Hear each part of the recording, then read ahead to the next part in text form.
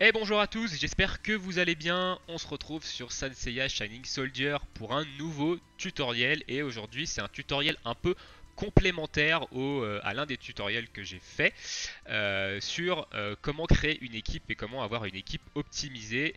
Et aujourd'hui, je vais vous parler surtout des effets d'équipe. Alors, comment bien comprendre comment marche l'effet d'équipe.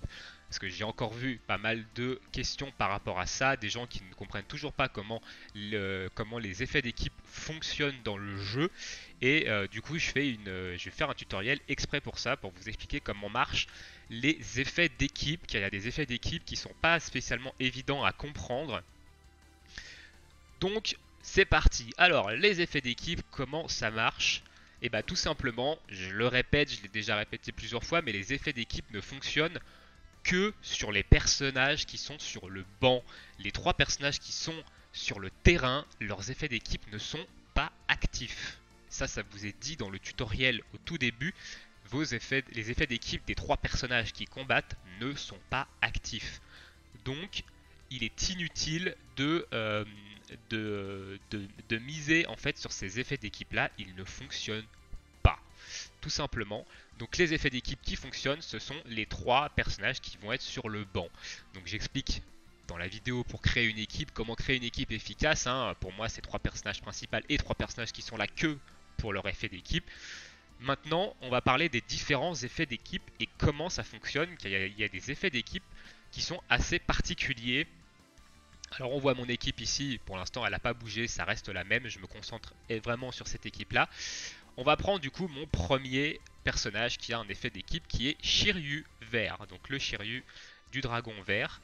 Sa compétence d'équipe, c'est au début du quatrième tour, augmente le taux de critique des alliés de 14%. Donc ils ont oublié le pourcent ici, pendant 5 tours. Cet effet d'équipe là cible les alliés avec un S. Donc elle augmente le taux de coup critique des 3 combattants sur le terrain. Donc cet effet d'équipe là marche pour toute l'équipe. Ce n'est pas le cas de tous les effets d'équipe. Tous les effets d'équipe ne marchent pas pour tous les combattants sur le terrain. Certains ne marchent que pour le guerrier principal, donc le guerrier qui est actuellement sur le terrain. Donc cette compétence d'équipe là, quand il y a marqué allié avec un S entre parenthèses, ça touche vos 3 combattants. Ensuite, il y a un autre effet d'équipe, le Iki vert. Alors le Iki vert, lui, il a un effet d'équipe qui augmente, qui en combat du coup, augmente les PV du guerrier principal allié de 20%. Entre parenthèses, il y a marqué un allié. Les 20%, donc l'augmentation de 20% des PV s'applique seulement au premier personnage que vous faites rentrer sur le terrain. C'est-à-dire que si je commence le combat avec Aiolia, c'est Aiolia qui aura 20% de PV supplémentaires. Les deux autres combattants n'auront pas 20% de PV supplémentaires. C'est très important de savoir ça sur le Ikiver, car ça n'augmente pas les PV des 3 combattants, mais seulement du premier combattant qui arrive sur le terrain. Donc si je prends Aiolia, ce sera lui. Si je commence avec Shaka, ce sera Shaka qui aura 20% de PV supplémentaires. Les deux autres n'auront pas les 20%. Et ça, c'est une donnée très importante à savoir. Car, par exemple, pour le niveau 4 des Marinas, et ben moi je starte avec Aiolia. Et du coup, Aiolia va permettre, via ses 20% de points de vie supplémentaires, de mieux tanker en début de partie et de me permettre de finir le niveau beaucoup plus facilement. Donc, c'est très important de faire la distinction entre un effet d'équipe qui touche vos 3 personnages et un effet d'équipe qui touche un seul personnage, soit le premier personnage, comme ici, le premier personnage qui arrive sur le terrain, soit le personnage qui est actuellement sur le terrain. Donc, dans le cas de Ikiver, ici, vu que c'est en combat, augmente les PV du guerrier principal de 20%. Un allié, ici, ça va être, vu que ça ne se déclenche pas à un tour X, ça va être le premier personnage que vous avez sélectionné qui va avoir cette augmentation de PV. Les deux autres n'auront pas du tout cette augmentation de points de vie. De toute façon, si vous voulez tester, si vous ne me croyez pas et que vous voulez tester, vous allez en combat. Vous faites un combat en commençant par Aiolia, vous regardez son nombre de points de vie, vous faites un autre combat, vous commencez par Shaka, et vous switchez sur Aeolia et vous regardez le nombre de points de vie qu'a Aeolia et vous verrez qu'il n'a pas du tout les 20% de points de vie car vous ne l'avez pas commencé avec lui. Donc ça c'est pour un exemple sur le Iki vert. Ensuite le Iki bleu ici qui est un troisième exemple qui lui, sa compétence, son effet d'équipe plutôt, au début du troisième tour, augmente l'attaque physique du guerrier principal allié de 34% pendant 5 tours. Cet effet d'équipe, du coup, proc au début du troisième tour et s'applique seulement au personnage qui est sur le terrain au début du troisième tour. C'est-à-dire que si vous avez un personnage qui frappe en combatif au début du troisième tour, et ben il va avoir un buff d'attaque physique qui lui sert strictement à rien. Donc faites attention quand vous mettez sur vos bancs des effets d'équipe qui proc à un tour X.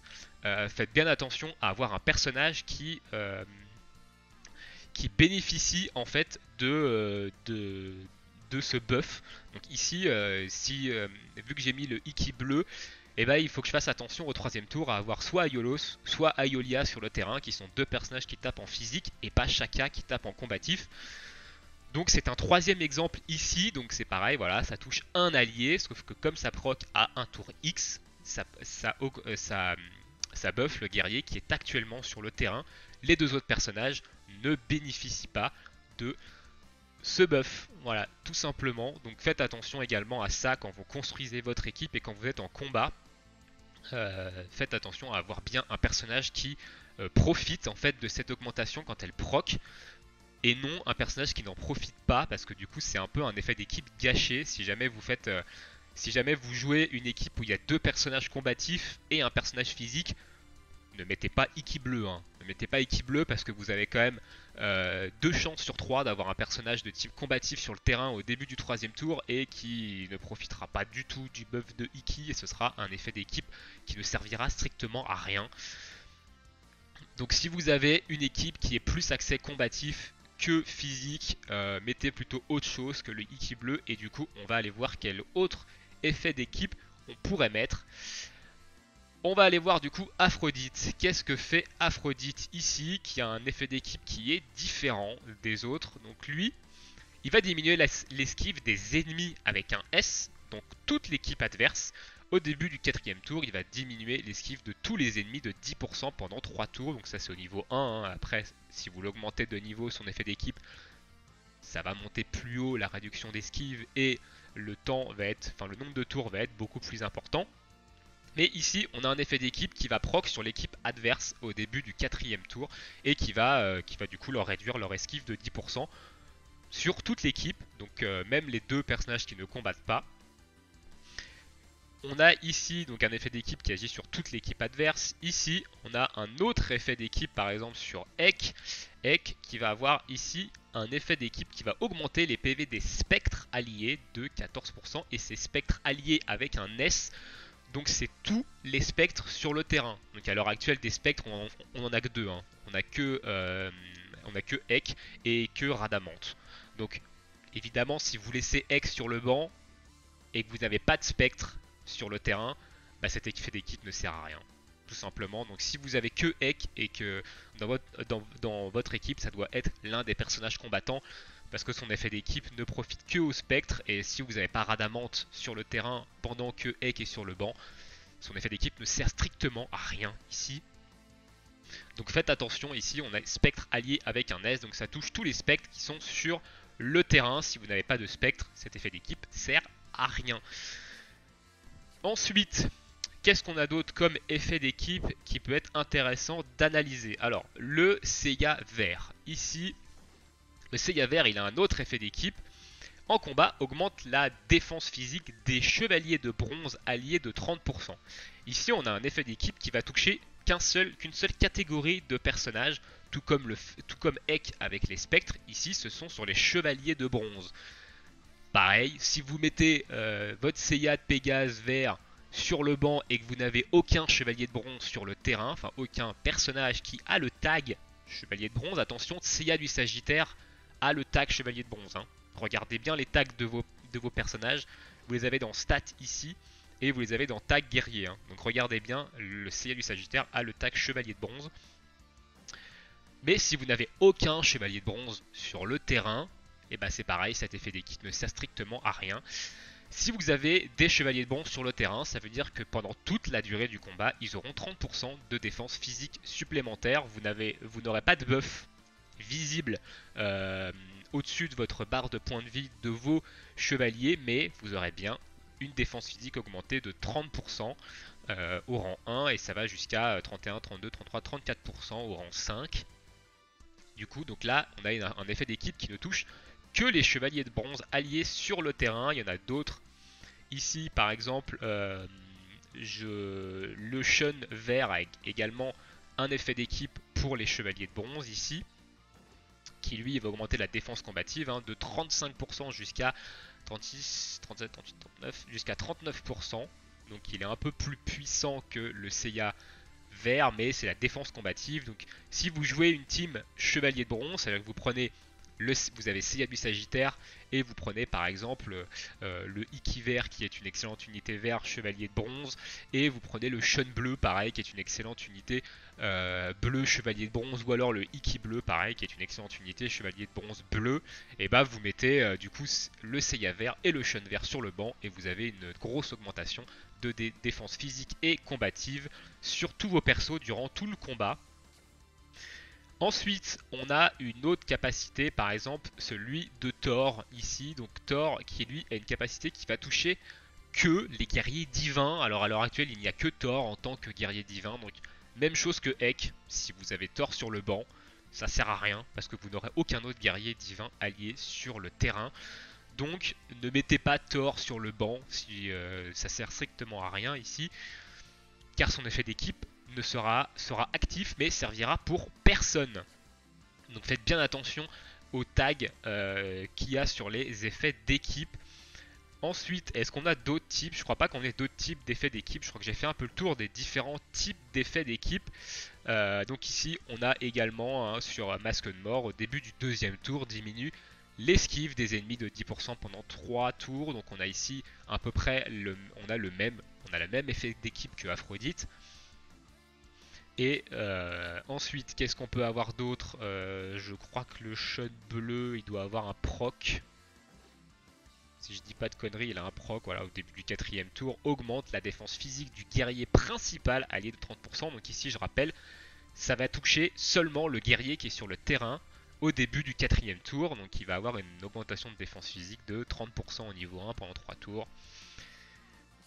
Mais du coup ça je l'ai déjà expliqué. Donc voilà pour les effets d'équipe. Donc faites bien attention quand vous construisez votre équipe. Regardez bien sur qui est actif l'effet d'équipe et qu'est-ce qui vous apporte. Donc, et surtout sur les effets d'équipe qui proc à un tour X. Faites bien attention à avoir un personnage qui en bénéficie pleinement plutôt qu'un personnage pour lequel ce sera complètement inutile d'avoir cet effet d'équipe là. Je crois qu'on va terminer sur Adelbaran. Adelbaran, lui qui va booster les chevaliers d'or, je crois. Non, Adelbaran ne booste pas les chevaliers d'or, c'est pas lui. Donc du coup, lui c'est pareil, en combat, il va augmenter la défense physique du guerrier principal allié. Un allié, c'est la même chose ici que Ikiver. Ça va être le premier chevalier qui arrive sur le terrain qui va bénéficier de cette augmentation de défense physique. Les deux autres personnages n'en bénéficieront pas, même si vous changez de personnage et du coup c'est un autre personnage qui devient le guerrier principal ou le chevalier principal. Un guerrier chevalier c'est la même chose. Et bah il ne bénéficiera pas de ces 30% de défense physique. Ce sera toujours le chevalier, le premier chevalier arrivé sur le terrain qui en bénéficiera. Voilà, donc faites bien attention quand vous construisez votre équipe du coup aux différents effets d'équipe de vos personnages. Car ça peut, en combat, ça peut changer la donne. Ici, par exemple, je prends l'exemple de Iki, du Iki bleu qui va donner 34% au rang max d'attaque physique pendant 5 tours. Si vous le faites sur un personnage de type Shaka, de type Ek qui tape en combatif, vous perdez complètement un effet d'équipe et vous perdez 34% d'attaque physique par exemple sur un Aiolia ou enfin sur un Aiolos ou sur un Aiolia ou même sur une Aphrodite ou même sur un Radamante aussi qui tape en combatif. Enfin vous perdez quand même énormément de dégâts, donc faites quand même bien attention avec ces effets d'équipe. Et on va conclure ici avec, je vais vous montrer une sorte de preuve en fait, pour vous prouver que les effets d'équipe ne fonctionnent pas sur les 3 personnages que vous prenez en combat. Alors, on va pas faire de combat ici, on va juste s'arrêter à la sélection. Donc quand vous faites choix du guerrier, vous prenez vos 3 persos, vous cliquez ici sur la loupe, et vous voyez les effets d'équipe qui sont actifs. Hop, et on voit bien que l'effet d'équipe d'Aiolos, l'effet d'équipe de Shaka et l'effet d'équipe d'Aiolia sont grisés du coup et ne sont pas actifs. Et ici on voit bien que mon Shiryu, mon Iki et mon deuxième Iki, donc mon autre Iki bleu, on voit bien que les effets d'équipe sont cochés et sont actifs. Donc on peut ici avoir les détails des différentes compétences de vos personnages. Mais voilà, vous voyez bien que les effets d'équipe actifs sont seulement ceux des personnages sur le banc.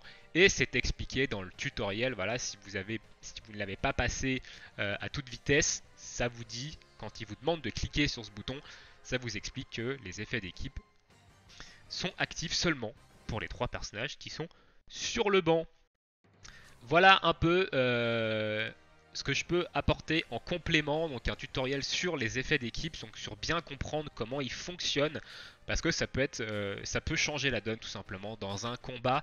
Et je pense que le PVP devrait pas tarder, hein. Je pense que le PVP ici classé devrait pas tarder, et bien maîtriser les effets d'équipe, bien maîtriser la composition d'équipe. Ça peut être un plus, ça peut être vraiment un plus, surtout qu'ici on est sur du tour par tour, donc avoir une équipe bien construite avec des effets d'équipe qui proc au bon moment, qui proc efficacement, et bah ça peut vous sauver la mise, et ça peut franchement vous faire gagner des combats qui sur le papier peuvent vous paraître perdus d'avance. Donc voilà. Voilà en tout cas pour ce tutoriel, j'espère que ça vous aura aidé à comprendre plus comment marchent les effets d'équipe. Et ben moi, il ne vous reste plus qu'à vous souhaiter bonne journée ou bonne soirée, bon jeu à tous et à bientôt. Ciao, ciao tout le monde.